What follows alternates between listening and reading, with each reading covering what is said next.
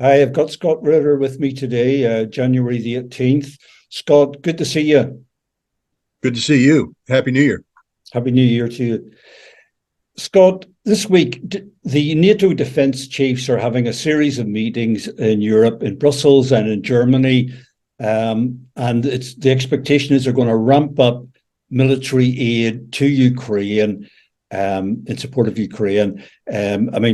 They've already been ramping up military aid, so how they can go any higher is a good question. But they're going to ramp up military aid to Ukraine. They're warning.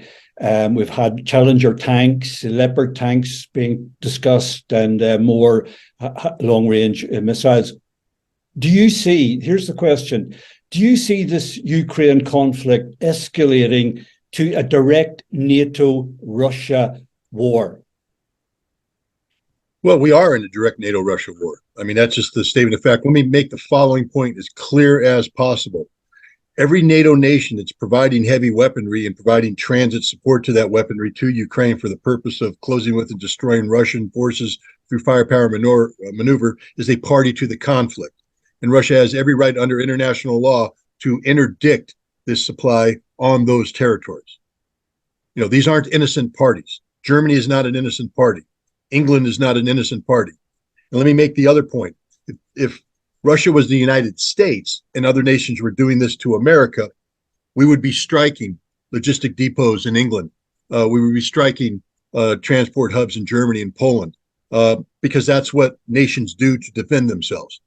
Russia has engaged in what I would call responsible escalation management. Russia is not seeking a conflict, a direct conflict with NATO forces. But, why don't I let the defense minister of Ukraine speak for everybody when he says that this is a proxy conflict between NATO and Russia, with Ukraine being the proxy. Ukraine is providing the blood. NATO must provide the equipment. I mean, that's what this is, a proxy war between NATO and Russia.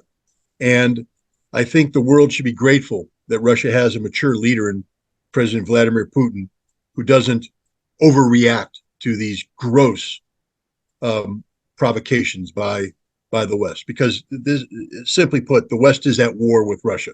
I mean, you hear them say it over and over again. We cannot afford to allow a Russian victory. Why? Because the West will lose. Well,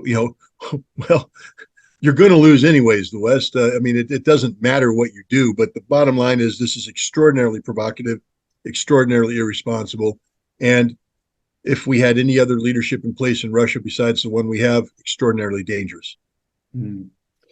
So, Scott, following on from what you've said there about this being a situation of direct, NATO is directly involved via Ukraine. I mean, should Russia take the war to NATO and hit their NATO assets? I mean, you talked about logistical centers in Germany or other NATO members. Why should Russia not, or should Russia do that? Should they hit these logistical centers? Let me put it this way.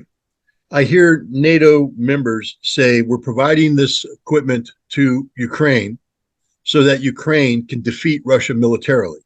And the defeat is quantified in terms of retaking the 4 territories that were acquired by Russia through the referendum in September and Crimea.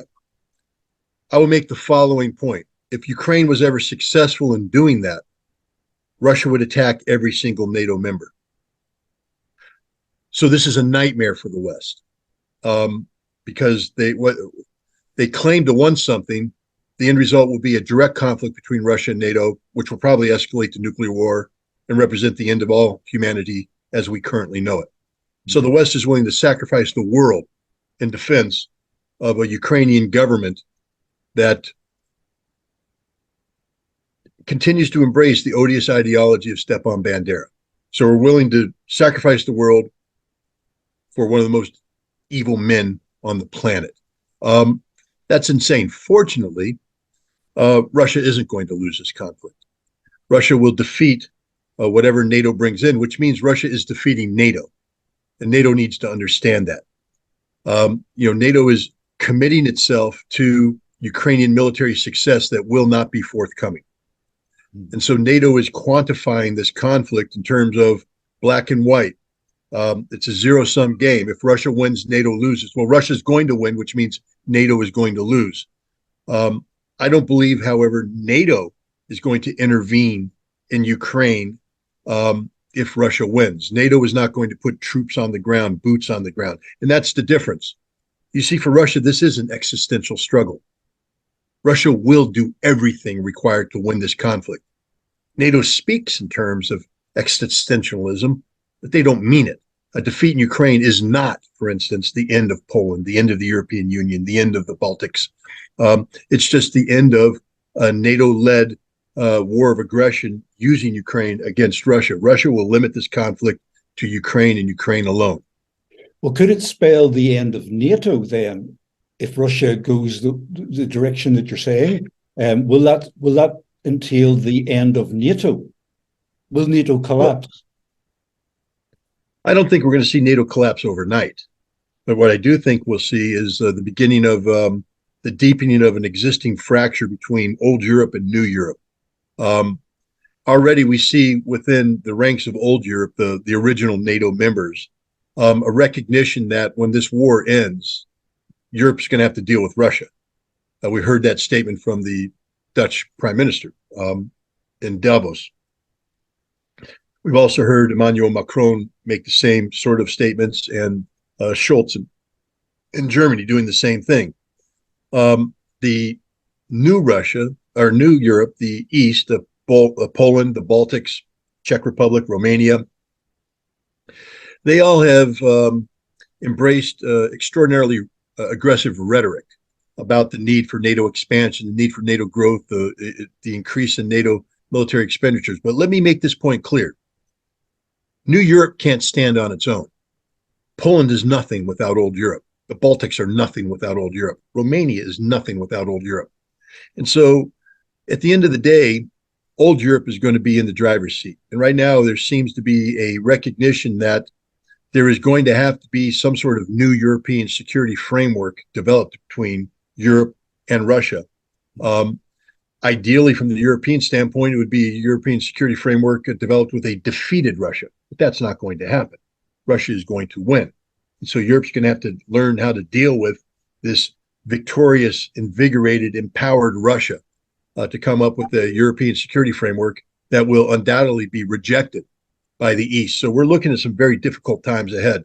And you know, the irony is that NATO may be the only structure capable of holding Europe together long enough for a new European security framework to emerge. That the greatest risk to European security would be the dissolution of Europe, leaving the new European countries of the East alone, scared, desperate, and possibly inclined to do something precipitous regarding Russia. Yeah. Let's just go back a step, Scott. Could you envisage Russia hitting a NATO target outside of Ukraine? You know, train track in Poland, you know, moving Leopard tanks, for example, towards Ukraine. Do you see that being a possibility? Would Russia take a step like that? Let's put it this way. General Zaluzhny, the chief of the Ukrainian armed forces, in an interview with The Economist magazine last year, said that in order for him to win, be able to win against Russia, he would need 300 tanks, 500 infantry fighting vehicles, 500 artillery pieces, and unlimited ammunition, basically 2 divisions worth of equipment that would enable him to launch an offensive against the city of Melitopol. And in doing so, he would sever the land bridge connecting Russia with Crimea, and then he would be able to threaten Crimea. So let's say that NATO provides General Zaluzhny with the equipment he needs and the trained resources he needs, and he is able to successfully carry out this attack, and he captures Melitopol, putting Crimea at risk. Russia will not sit by idly, and Russia will do everything necessary to disrupt the flow of weaponry into Ukraine, which means Russia will strike targets in Poland, in Germany, and elsewhere. So, you know, NATO has to be careful what they ask for, because if they actually get what they claim they want, it will be a general war between Russia and NATO. Mm. And do you think at that point NATO would sober up and actually begin the art of diplomacy to try to find a solution, a political solution here? No, I don't believe so. Unfortunately, NATO is on autopilot at that point, and Article 5 would be invoked. And there are enough irresponsible players, especially amongst the new European members, that there would be a ground war between NATO and Russia that would inevitably lead to a general nuclear exchange and termination of all life on Earth as we know it. So basically what I'm saying is NATO is a suicide pill for the world. The world needs to understand that. NATO doesn't protect anybody. Yeah, Scott, well said. So how do we stop that? How do we prevent that scenario? We have nothing to do with it, unfortunately. The die has been cast. Russia has to win. And I say this as an American who spent much of my adult life training to close with and destroy the Russian enemy through firepower and maneuver.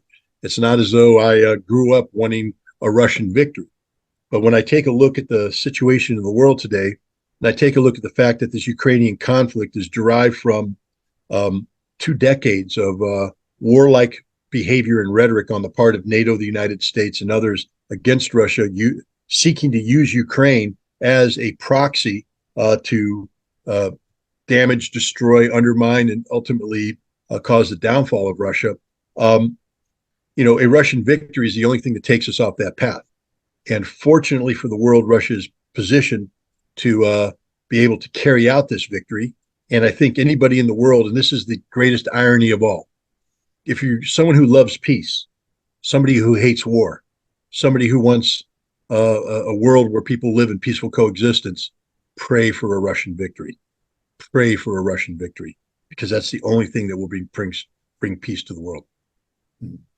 Scott Ritter, thank you very much for your insights. Thanks for having me.